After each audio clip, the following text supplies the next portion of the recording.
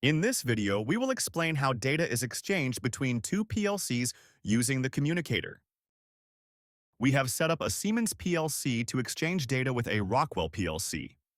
The Siemens PLC will send 10 bytes to the Rockwell PLC and receive 20 bytes back. To make it easier to understand the flow of the data exchange, we show the watch table of the Siemens PLC on the left side. In the center, we have the I/O data monitor of the communicator. And on the right side, we have the controller tags of the Rockwell PLC. The data we are using in this example are static numbers that we have forced in each PLC. In the I/O data monitor of the communicator, you can view the data from either network's perspective. For simplicity of the video, we will only show the data from the Profinet side, but here's a quick look from each side what it looks like. The Ethernet IP side, the Profinet side.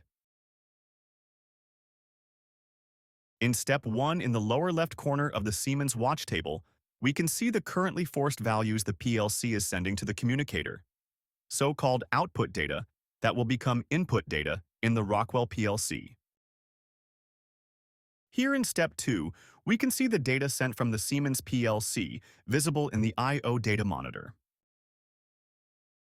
In step 3, in the controller tags of the Rockwell PLC, we can see the same data, read by the Rockwell PLC as input data. In step 4, the Rockwell PLC, in turn, have a set of 20 bytes of forced values it's sending to the communicator, output data. Here in step 5, we can use the I/O monitor and see the data that is sent from the Rockwell PLC to the communicator.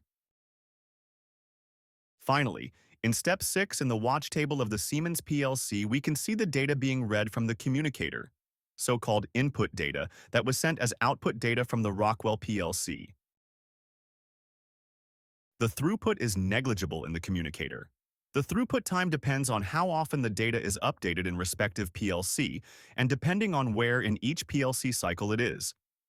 Theoretically, it is the sum of each PLC's update time as a worst-case scenario.